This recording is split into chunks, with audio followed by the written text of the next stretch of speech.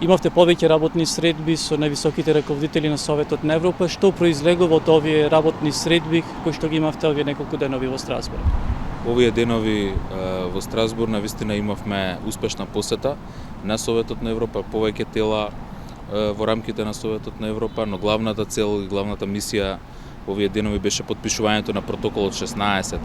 кон Европската конвенција за човекови права. Со тој протокол се овозможува нашите највисоки судови во Република Северна Македонија да можат да встапат во директна комуникација за советодавни мислења до Европскиот суд за човекови права и сметаме дека тоа е една позитивна промена во нашиот систем која што ќе овозможи подобро имплементирање на конвенцијата кај нас во Северна Македонија. Исто така подпишавме Медикрайм конвенцијата која што се занимава со кривично гонење или дефинирање на кривичното гонење на фалсификување на лекови и медикаменти, медицински производи генерално во Европа денес. Тоа е многу актуелно и многу важно во контекст на денешната ковид криза и сметавме дека и тоа е нешто што треба да пристапиме со оглед на тоа дека ќе се прават измени кај нас во кривичниот законник. Ова е многу важно. Покрај овие два инструмента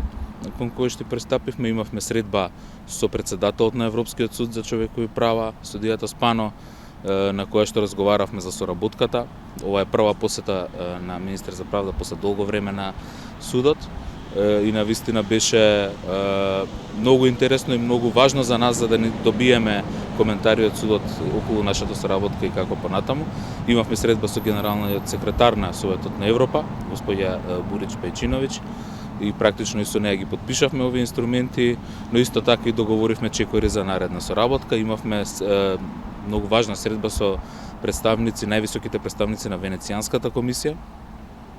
на која што разговаравме за законите кои што веќе се во Венецијанската комисија на разгледување, како што е предлог законот за вонредна состојба, но и оние кои што следуваат, законот за потекло на имот, кривичниот законник, законот за кривична постапка, од кои што очекуваме мислење од Венецијанската комисија. Многу ни значи за да направиме подобри и поуспешни верзии на законот. Потоа имавме средби со други представници во рамките на структурите на Советот на Европа кои што ги покриваат прашањата за демократија, човекови права и оние помошни тела како што се Комитетот против тортура, како што се ЕКРИ, значи од кривични дела од омраза и се она што е лепезата на Советот на Европа. Сметаме дека е една успешна посета која што и ги представи приоритетите и на нашата влада и на она што го правиме како институции за подобрување на сликата за човековите права и за она што се грижи Советот на Европа, но исто така и да ги отвориме можностите за повеќе наш ангажман како држава во рамките на Советот на Европа и на овие тела, затоа што навистина имаме што да покажеме и што да споделиме. Вие рековте дека имавте средба со председателот на Европскиот суд за човекови права. Едно од прашањата кои што си го поставува македонската јавност беше дали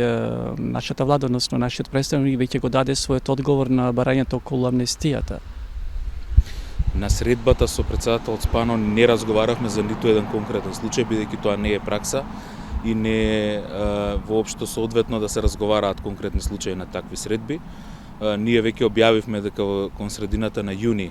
нашиот владин агент ја представи одбраната, испрати одбраната до судот. Таа понатаму тој документ со нашата одбрана е на разгледување кај апликантите, кај спротивната страна и сега се очекува одговор од апликантите, после што ние повторно како влада ќе добиеме шанса да одговориме на нивните наводи и потоа судот ќе треба да одлучува во текот на наредната година. Ви рековте дека имавте средби со сите овие највисоки представници на Советот на Европа. Можеби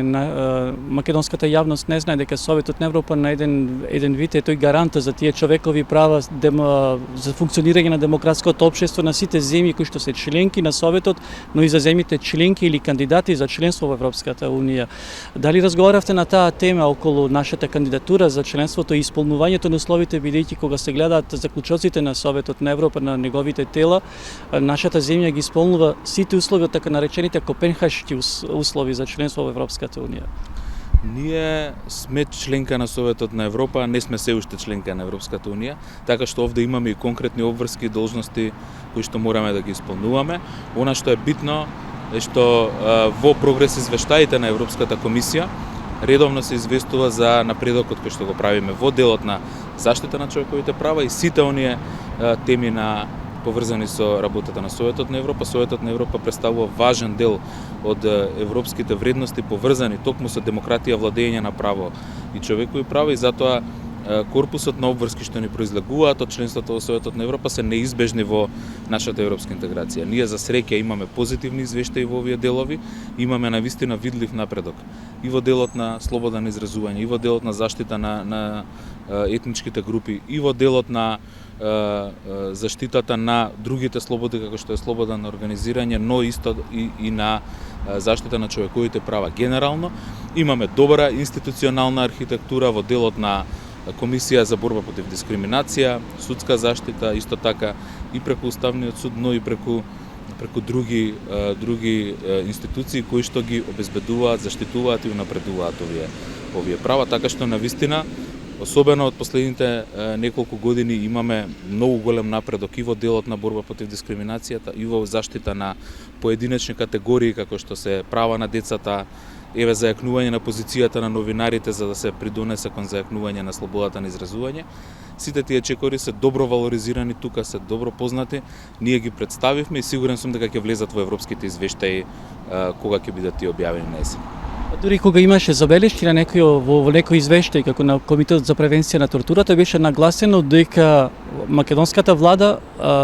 реагира позитивно и отворена за диалог за надминување на сите овие проблеми некој пат кои што се присутни не само во нашата земја, туку и во постари демократски земји. Секогаш кога добиваме меѓународен извештај поврзан со човековите права, владењето на правото, корупцијата или било која област, го гледаме како водич за тоа како да се подобриме и што да направиме повеќе од она што веќе го правиме, така што сите овие извештаи се добредојдени затоа што ни помагаат како да подобриме и легислативата и законодавството, меѓутоа институционалната пракса. Ние не бегаме од проблемите, не ги замолчуваме или замижуваме, напротив сакаме да ги решиме и затоа со внимание пристапуваме кон секој ваков извештај и како влада веднаш подготвуваме акциски план за нивно решавање. Значи можеме да заклучиме дека Советот на Европа ќе продолжи и понатаму да ја помага Северна Македонија во незиниот пат кон Европската унија и кон европските интеграции. Апсолутно, Советот на Европа е простор каде што можеме ние многу да направиме за заштита на нашите интереси и за придонес кон вредностите на Советот на Европа и е поле кое што област која што може многу да ни помогне во европските интеграции и во задоволување на основните демократски принципи на заштита на човековите права и владење на правото. И благодарам многу, господин министр. Благодарам и вам.